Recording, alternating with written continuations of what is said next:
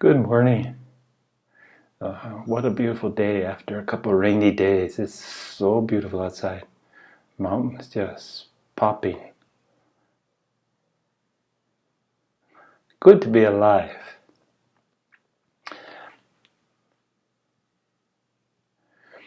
Today I'd like to talk about beginnings, the beginning of the process of awareness, the process of waking up. And I'm calling this today Nascent Awareness. And nascent is especially of a process of organization, just coming into existence and beginning to display signs of future potential. Recently formed or started, but likely to grow larger quickly. And so it is with the journey on the spiritual path. And we talk about path.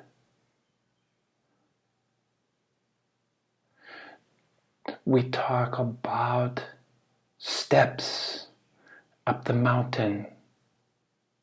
We talk about different paths for each and every one of us. Our own unique expression, reflection of unity, all-encompassing reality. We speak of this as if it's a real journey, or taking real steps. And of course, its value is in its metaphorical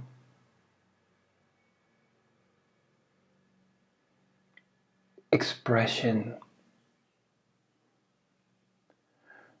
that's hopefully useful to us all. Actually, we know there's nowhere to go. We're already here. We're all perfect. We're all unified. We're all in this together. Any separation and division is Maya or illusion. We're deluded into believing that we're somehow separate.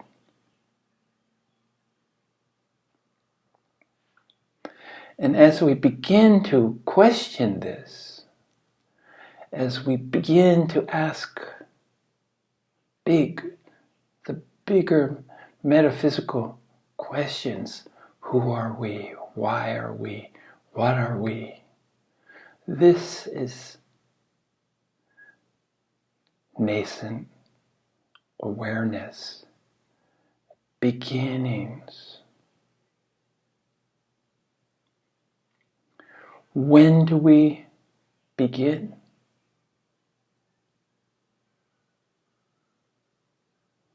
When we choose. Each of us has our own time. Times for beginnings, times for endings. Begin to look within. Everything resides within. Begin the endings of the delusions of the egoic structure. That which limits us, that which separates us, that which leads us to look and see the other than ourselves.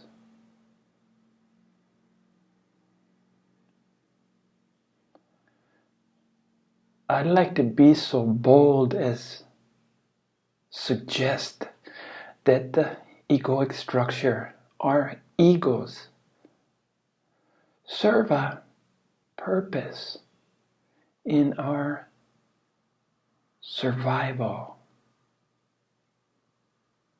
It's only as we survive in a world that seems to be dog eat dog, where we have to eke out a living, where we have to, like the little kitten on the poster, holding on for its life, claws out. It's easy to see existence in such terms.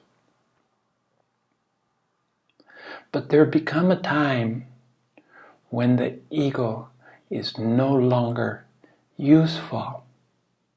There become a time when we have to look beyond the limited purview of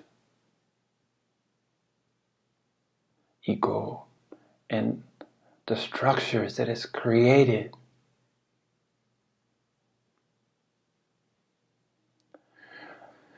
Another purpose of ego is in the process of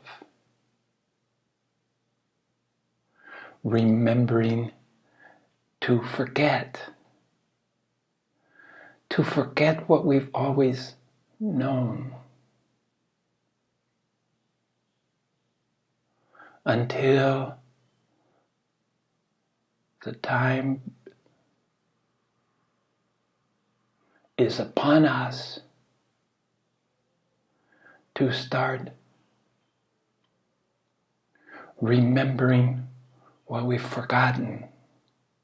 And what we've forgotten is our wholeness, our completeness.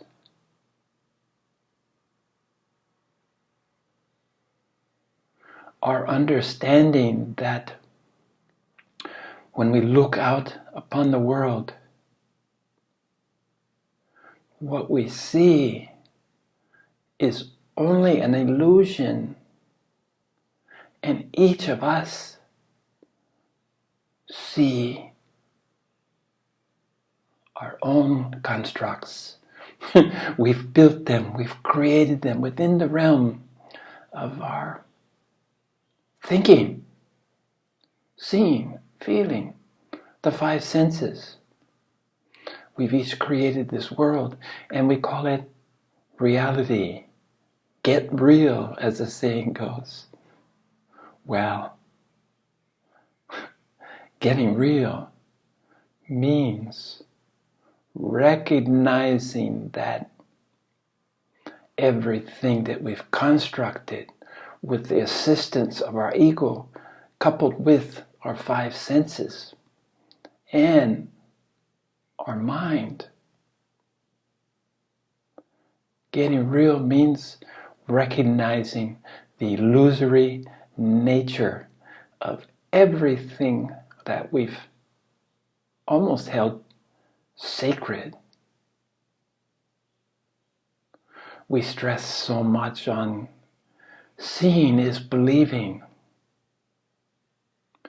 And I'm here to suggest that this type of seeing, this type of believing, is only tricks of the ego, an ego only interested in its own survival, in keeping us blind to these illusions. Kind of like illusions of grandeur. But nascent awareness begins at some point.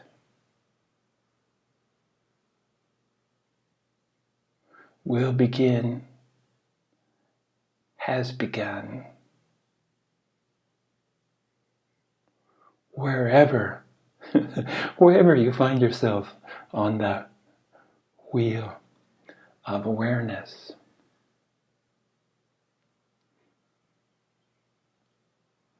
And it's these moments when you begin to questioning, when you begin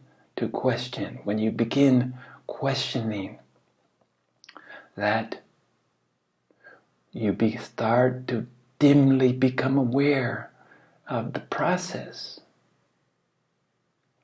Now this questioning is into perpetuity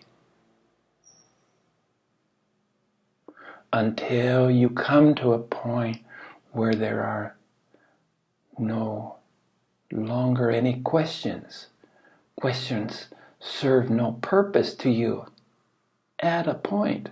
But until you reach that point, and you'll know when you just realize you're fresh out of questions, that questions were or are no longer of any use. I remember opportunities with my teacher where I was fortunate enough to meet with him one-on-one. And I say one-on-one plus. There would always be an interpreter in the room. So that's 1-on-3. Then there would be, the interpreter was for both of us because his language was Chinese and my language is English. Neither of us have much understanding of the other's verbal language, but there was a rapport, in-xing in Chinese, in-xing, this relationship back and forth of understanding that we had and have that transcends the necessity of language. And then he would have always a minder, and then we would have a witness, someone close to him, higher up in his hierarchy, that would essentially observe.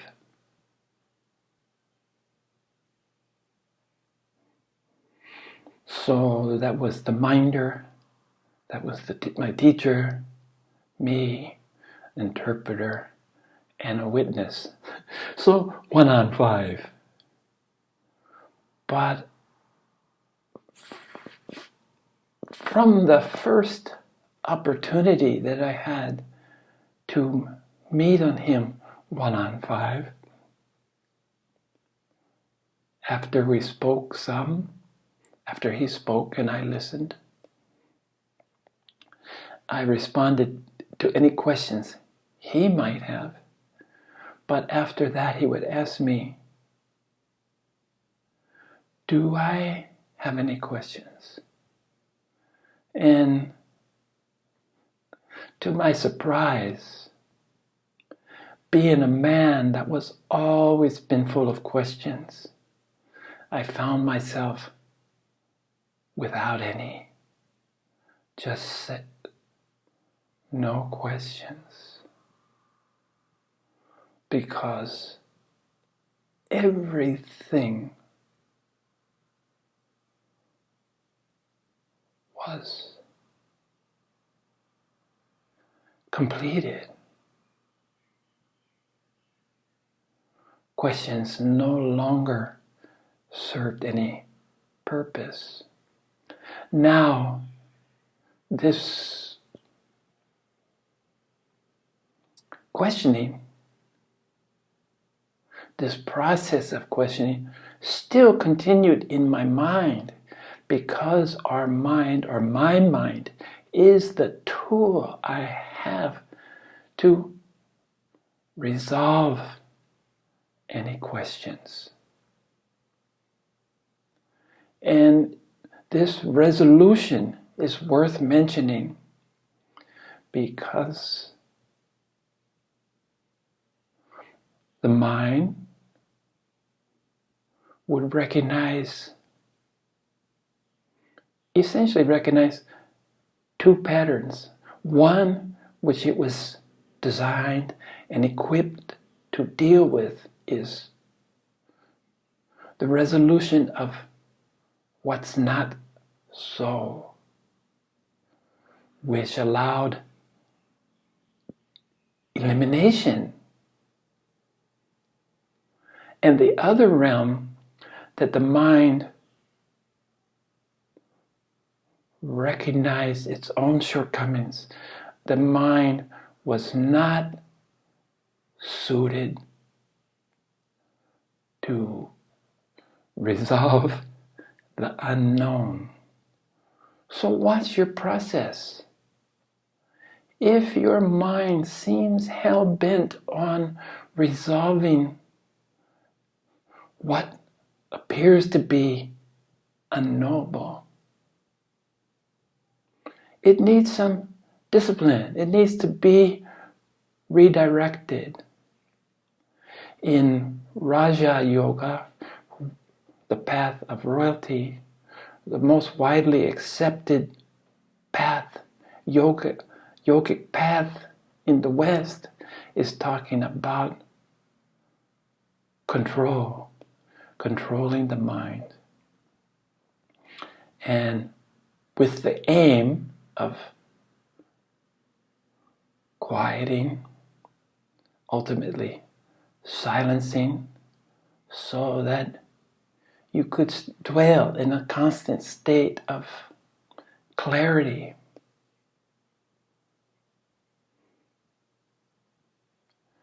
But my path, Jnana Yoga, the path of gathering information, constructing systematic systems. There you go, systematic systems. Linking information, finding the commonalities, leading to knowledge. And then knowledge will morph, will grow into wisdom. So the mind has an active part in this process. So rather than seeking to control my mind, I learned instead to utilize it.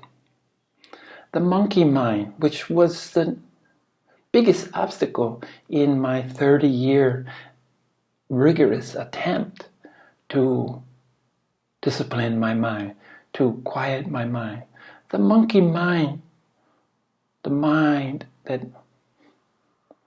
constantly has an inner dialogue, at least that's what mine has, a non-stop inner dialogue that is random as near as I can tell, one leading to another, and it's unpredictable where it will quickly or slowly lead. Now, what I did is recognize the monkey mind for what it was: nonsense. And certainly didn't seek any wisdom from the monkey mind.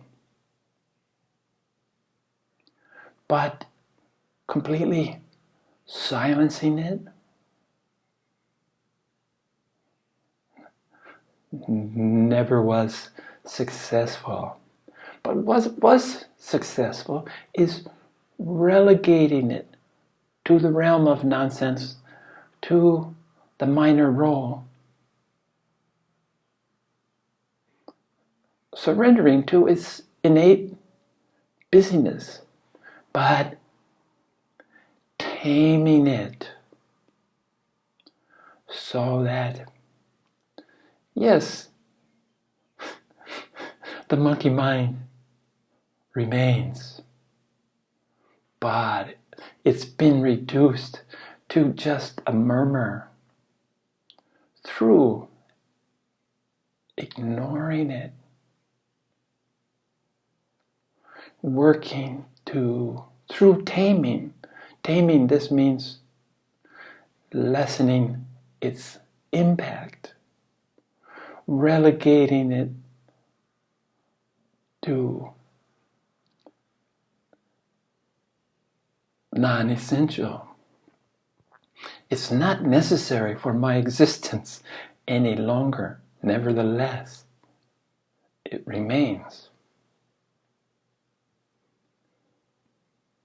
And the part of my mind, what I call my tool mind, as is essentially the only tool I had in my arsenal to use to sort my way. And I helped it to understand its role, encouraged, supported, listened to its role. Its role of sorting, filing, storing, all in the hopes of discarding all that it finds to be not so.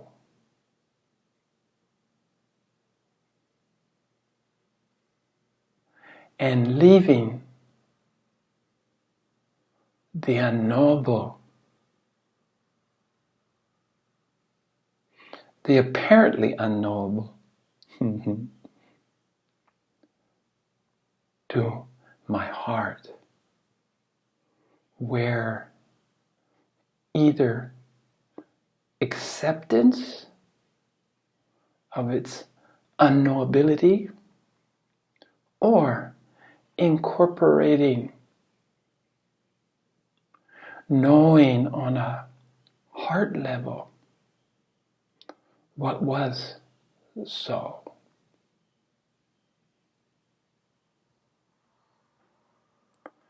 And accepting the limitations of form and understanding at my level, at the current level of growth,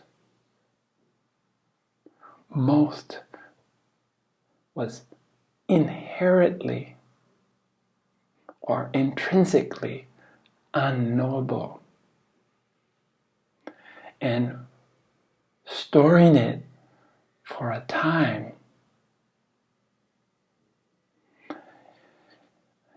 that level of awareness, my own level of awareness, could begin the process again to find out if anything that was stored as inherently unknowable could be sorted by my mind again and could withstand the rigorous examination of its reliability. This process, if you want to look at it in one way, it's internal questioning, So even though I had mentioned that I ran out of questions for my teacher, in fact, I never had one. I never asked my teacher a question in the whole time that I was with him. Never once. Recognizing how unnecessary, how distracting, how non-productive the questioning would be, how much better my time would be spent by just being in his presence.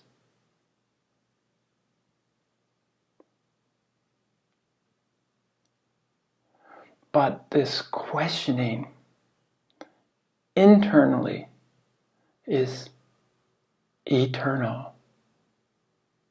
Or so it seems to me at my current level of understanding. No matter how far we are on our journey, no matter if we are looking from the top of the mountain, we're looking over all that we've left behind. If we but look, if we turn around and look where we're going, rather than focusing on where we've been, we'll see yet another mountain, and another, and another, each promising the opportunity to stop, rest, reflect, acknowledge where we've come from before it's time to look to the next mountain. And this is how it could be no other way than a path to infinity. Our growth is never completed, only stages along the way. And each stage is no more important or no less important than the stage that preceded it.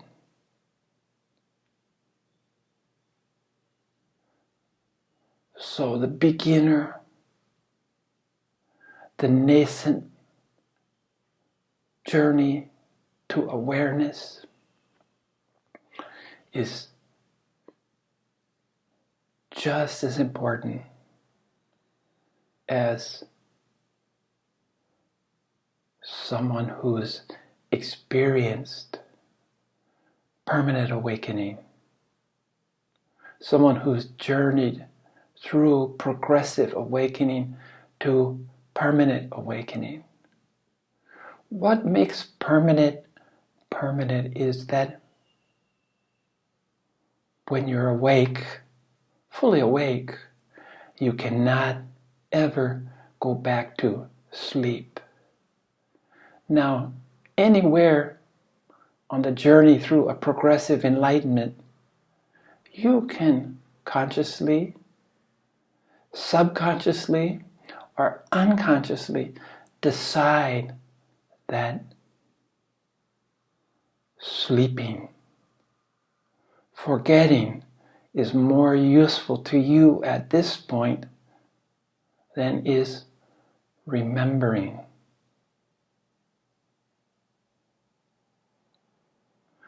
But any glimpse along the path that you did get before you chose to go back to sleep, for whatever reason, karmic, who knows, who's to say? It's in the realm of unknowable. But what remains is some memory of what we've forgotten. So once you're on the journey, it's more like taking a pause than walking backwards, than stepping back down the path. Maybe you want to sit and enjoy. Maybe that 100-pound bag of shit that we carry on our shoulders, regrets, sorrows, ignorance. Maybe we haven't put it down yet, and taking that next step is just too tough. So sit down, pause. Remember that only by letting go, only by giving up on the tenuous connection that you have to your egoic structure, your commitment to karma,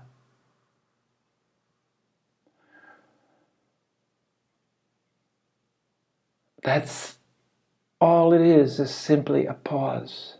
You need to learn how to let go. And it's by giving up on all that you thought you knew. Recognizing the Maya, forgiving yourself for your temporary insanity, learning to utilize your resources to balance your karmic debt through utilizing the violet consuming flame, the flame that's intended to consume past, present, and future karmic debt. Tools available. Letting go, forgiving yourself and all those around you, recognizing the falsity of the ego and everything that has led you to believe reality to be, putting that bag down. And then taking the next step and the step thereafter. Gathering strength that's necessary, perseverance. Remember, you have tools of meditation, tools that you can utilize in your search